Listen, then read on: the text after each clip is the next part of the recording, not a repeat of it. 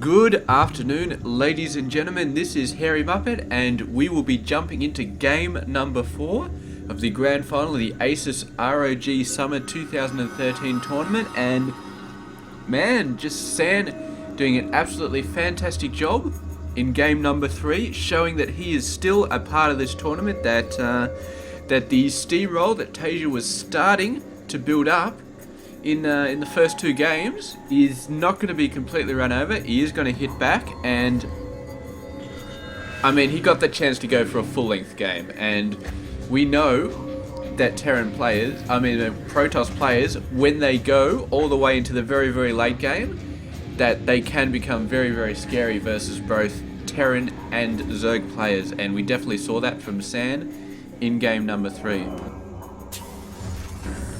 And one thing that I probably want to mention, which I didn't mention too much when I was casting game 3, but I'm sort of looking back on it now, is the Tempest. Now, I said in game 3 when I was casting it that the Tempest did a great job at actually just being there, just pretty much providing a shield for the Colossus, because the Tempest would attack, the Vikings would attack the Tempest before they'd attack the Colossus, so the Colossus lasted a lot longer.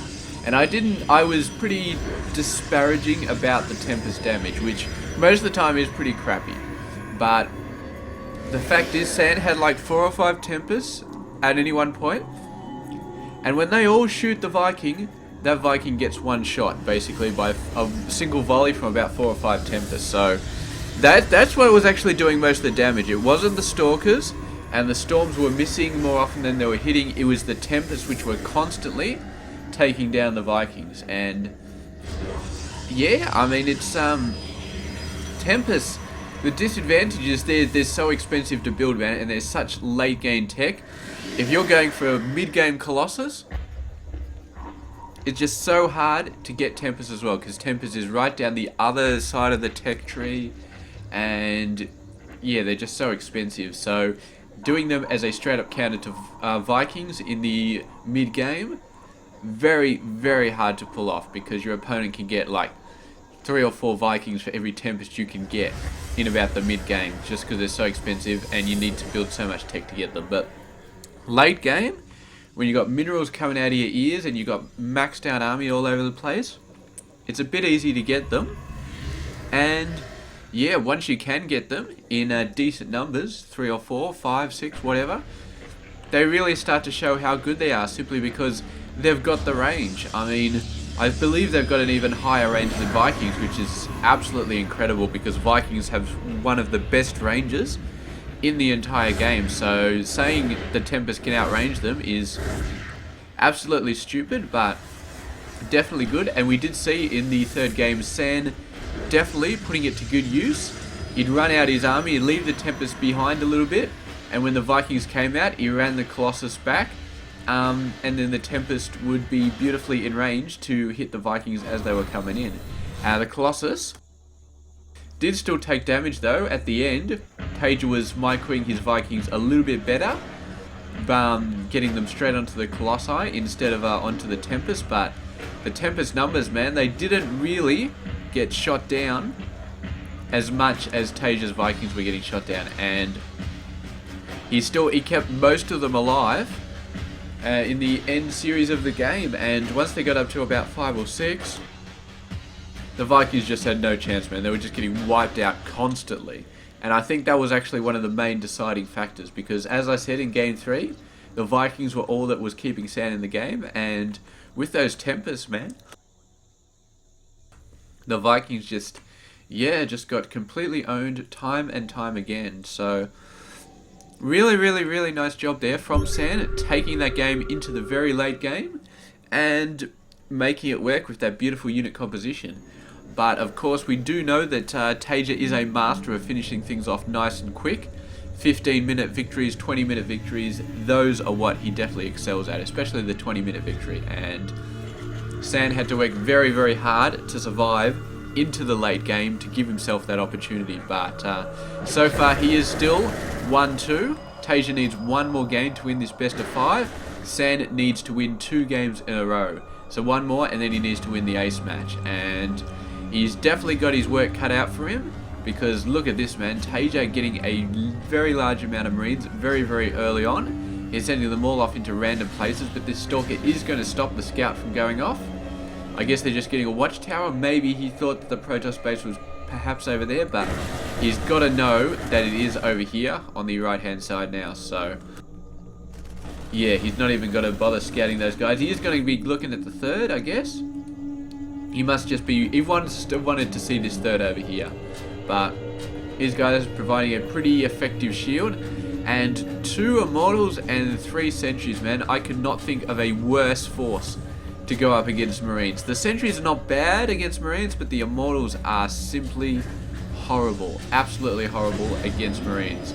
So they're going to have to wait for some Stalker Zealot reinforcements before they can really get in here. And that is exactly what they're going to do. So this is starting to look a little bit more effective here. Another bunker would definitely help. He's got to take the Zealots out before they get in range into the Marines. Force fields coming down all over the place, but that may actually, I was going to say it's going to help, but yeah, maybe not with all the workers coming out. The Zealots going down very, very fast with some nice micro from TaeJa. And once the Zealots go down, the rest of the army is a lot easier to deal with this massive amount of Marines. And he might lose a few workers here. This is actually pretty serious, because as long as Sand keeps warping in Zealots at this point, he can just really start pushing in there and really doing some damage, because Zealots is what's scaring TaeJa right now. It really, really is scaring him. With the other forces, the big bulky ones, the ones that don't do a ton of damage if they get in really, really close, I feel like he can probably hold off this ramp. He might be able to hold off this ramp regardless, but I do not know, man. I do not know. And yeah, Sand's going to go for it. The Zealots getting in there nice and close, and they are going to get microed down nice and quick and putting out some force fields to try and hold this off. But with the workers getting in there, providing a nice shield, it is going to be knocked down, and enough Marines survive from that Zealot attack to be able to shoot these guys off. Both the Immortals going down, and the rest of the force is going to have to run for now, but the worker loss from TaeJa will have been very, very significant.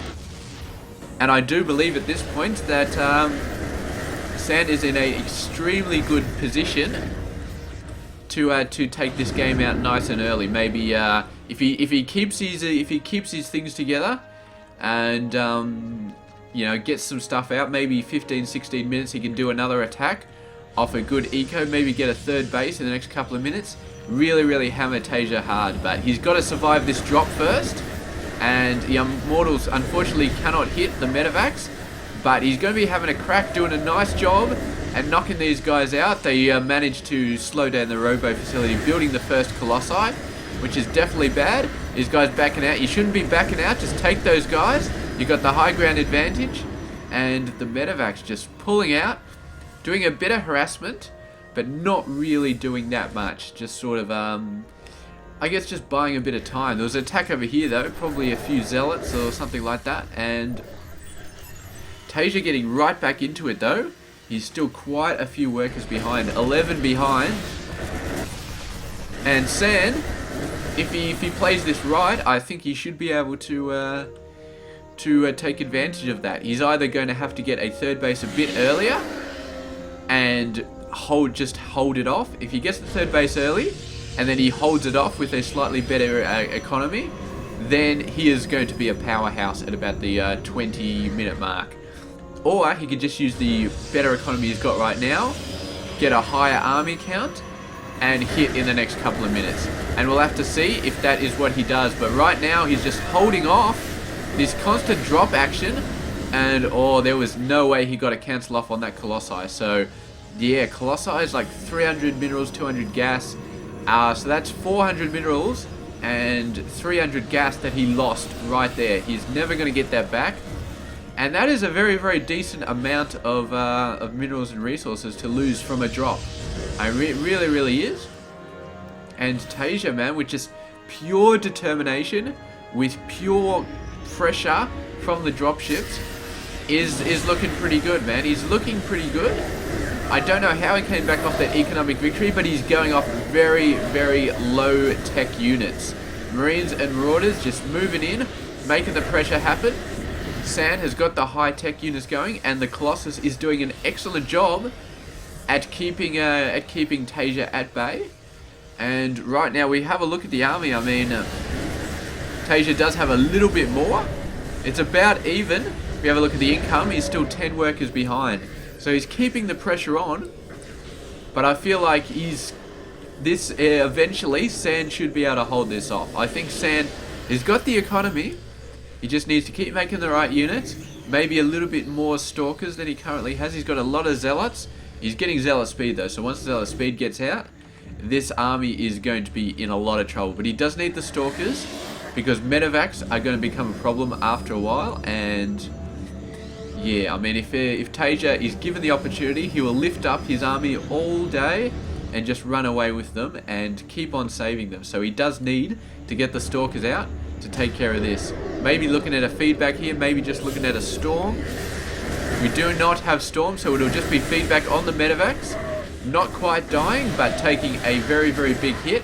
And meanwhile, this is the main army over here, I feel like, or a bigger army anyway, with a single Colossus, but the Colossus is way out in front. That is a massive, massive mistake there. Very nice, Sand managing to get his forces up to shoot this off.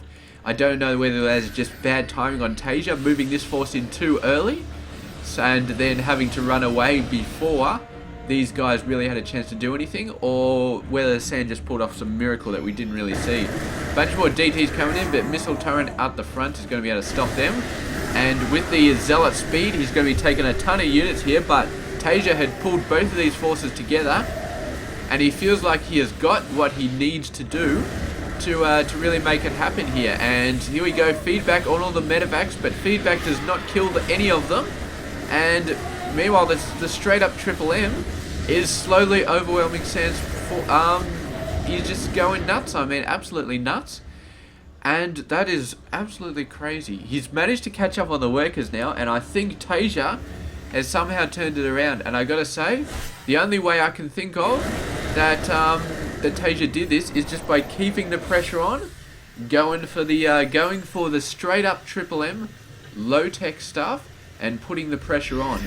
He made sure that Sand could not go for a third base straight off that. He put the pressure on, and I mean, Sand sort of shot himself in the foot a little bit as well, because he took that opportunity to go for higher tech. So he did not have the army advantage at that point. The army sort of evened out quite a bit because Sand was spending so much on tech, and when he didn't have the army advantage, he sort of he couldn't get the third base. He couldn't go out, push out nice and decisively and get the third base like he really wanted to. And look at this drop, man. It's not a ton of units, but it is going to be enough to take out this next high. And meanwhile, this force, he hit for both sides. These Vikings are going to be very unhappy that there are no Colossi to have a go against, and the Zealot speed is still doing a great job, but the Zealot's actually getting way out of position. They just ran too far, too fast, and yeah, they do not want to be separated from the main army for too long. Another DT coming in, taking out a bunch of workers. Man, that worker actually survived. How much? It's 0 weapon upgrades. I guess I thought DT is always just one shot SCVs, but I suppose you need to actually have oh, look at this, man. That is why. The SCVs have 2 armor, the DTs have 0 weapons. So I suppose if everything was equal, 0-0, DTs and one-shot them, but the 2 armor is just enough, and the DTs don't have any weapon upgrades. So yes, it's just not going to work. And here we go. The Zealots, they're trying to be a little bit more careful here, not just completely running out like crazy bastards, but I don't know, man. He's transitioned into Colossus tech. Now he's transitioned into High Templar, and all this transitioning into different tech is causing his total army size to suffer quite a bit. And the fact that TaeJa has just sped past him in the economy is probably not helping it at all. So yeah, nice bit of a drop here with some Zealots. Going to be cutting down the worker numbers again. So good job there, keeping an eye on those worker numbers. So Sand is definitely not out of it yet. He's still making some good things happen, and he's not letting TaeJa take an overwhelming lead. But I feel like Sand did have a lead at some point, and he didn't make what he needed to make out of it. And Here we go, another force coming in. Looks like they didn't actually take the Nexus out last time. It looks like it's still there. And these guys almost certainly are going to try and finish the job off. They're attacking the assimilator right now, which is probably not good. Finally getting done on the Nexi, and then getting shoved into the dropships. Once again, the Stalker number's not quite enough to really take out those medevacs. And of course, I don't think he has Blink either. But one weapon's on the way, so that'll be nice. Looks like he might be going back into Colossus Tech, and he really needs to just get in there and start doing some damage to this army. He's given TaeJa far too much room to move around to do what he wants. He needs to get a solid army composition, and he really needs to hit TaeJa nice and hard, give him a bruising, force him to back away. Because, yeah, otherwise TaeJa is just going to keep doing whatever the hell he wants, hitting Sand from multiple locations, constantly shredding him, and eventually Sand will just be completely out macroed, and yeah, there's going to be nothing you really can do about it. Here we go, you see he's got the Colossus all the way back here. It's going to be nice, but the scan showing where the Viking is, and the Mothership Core actually going out there to sort of slow the Viking down. The one Colossi is so important, but it is going to die. There's not enough Stalker DPS, and regardless, the ground army is just too massive. The Colossus numbers just never really getting out there, man. Just never getting the maximum amount he really needed to. And I gotta say, Sand was a little bit all over the place in that game. He got the advantage, massive worker advantage with that beautiful attack in here. Double Immortals and a whole bunch of gateway units. It was a really nice, and it put him about 12 workers ahead, but then he got a bit indecisive, man. He went for Colossi, then he switched over to Templar, then he switched back to Colossi. And I mean, his army size definitely suffered. His capacity to move out to a third and hold it suffered. You can see he actually got his third after TaeJa got his third. And yeah, I was hoping that Sand would have gotten like a 15-minute attack. Just push off, 15-minute attack, go in there, try and finish it off, keep the pressure on. He did not do that though. He went for the tech, and as we've already discussed, it didn't really work out the way he wanted it to. And TaeJa, let's talk about TaeJa for a sec, because we've been talking about from Sand's point of view for quite a while. Probably because I'm a Protoss player, so naturally gravitate towards the Protoss player's point of view. But yeah, TaeJa, man. I mean, off that awful worker loss early in the game, he knew that I don't know if he guessed, or whether, I'm guessing he guessed, but it was a very good guess. He guessed that Sand was going to either expand or just tech up. He didn't think that Sand was going to push on a few minutes from now, just get a massive amount of army, just like 3 or 4 more gateways, just go nuts off the macro.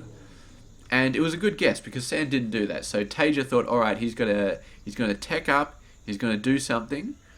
I'm gonna hit him before he has a chance to get that tech up. And I mean, TaeJa was behind at that point, but if Sand concentrates on tech and you concentrate on army, then you're going to have an even army. And with some excellent dropship micro, in and out all over the place, the force out the front doing a great job at getting in there, hitting some units, running away, blah blah blah blah blah. And they had quite a lot of time where the Zealots didn't have speed, where they could just go in there and do a lot of stuff.